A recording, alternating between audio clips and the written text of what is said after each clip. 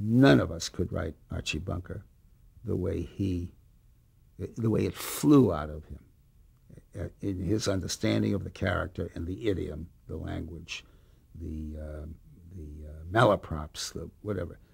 He was, forget the gifted as an actor, he was so gifted as a writer of that character. And it was worth all of the aggravation to get to that moment, because I'd wait for that moment with awe. I hated the Gilda Radner Bow Wow Wow Wow until I walked into my daughter's room one night and she was up watching it. It was a Saturday night. I said, "What are you doing up?" And she said, "I'm watching Bow Wow Wow Wow, Mom." And I said, "Well, I mean, look what she's doing." And my daughter said, "Oh, Mommy, lighten up." I get the phone call. NBC, we love the show. We're picking it up. We have one note. I go, "What's that?" "Replace Michael Fox." I go, "Wait, didn't you see the pilot?" He goes, "Well, yeah. Yeah, we're just not sure, is it a good fit with the Fox? Is he tall enough?" I go, "Well, that's how we cast now, by height? I mean, let's get Wilt Chamberlain. I mean, what are you talking about?" He goes, "Well, is he the kind of face that's going to be on a lunchbox, Brandon?" I go, "Maybe a thermos. I mean, who knows? How do you cast a show this way?" By the spring of 1982, I had no money. I was ducking the landlord. I was selling my sectional couch section by section. I had no phone. All I had was a big, gigantic tax bill and a desire to get a job. But I couldn't just get a job. I was really in a position where I needed like a gigantic score. I needed something really major to pull me out of this abyss that I was in. And I got an audition for Family Ties. Oh, man. I mean, I had deathless lines. Do you remember? "Do you think you can fool Conchita?"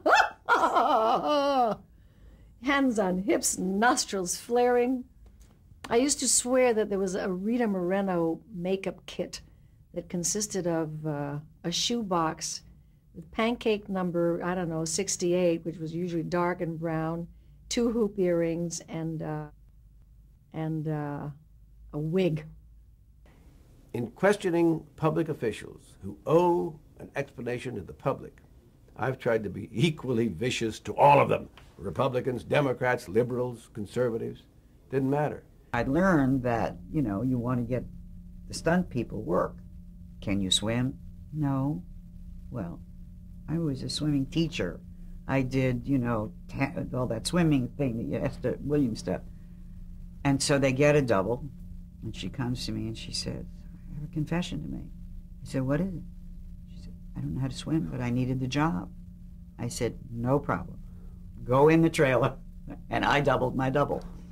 I gunned it and rammed into the sound truck, nearly killed the director of photography, put the bike down, slid under the truck, and they took the bike out first because they rented that. And then they said, "Are you okay?" And they said, "Probably we're never going to let you do that again."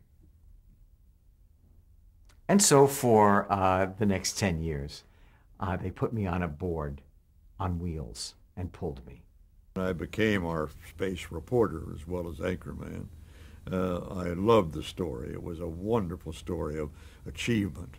And everybody at Cocoa Beach at the Space Center, Cape Canaveral, was looking up. They were looking toward the stars rather than looking down with the depressed state of the world affairs, civil rights in Vietnam going on at the same time.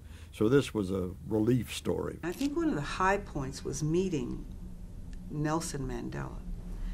Nelson Mandela said to me, "Thank you. Thank you." He said, "We watched your show on Robbins Island." He said, "I watched it with my guard, and it softened him." Wow.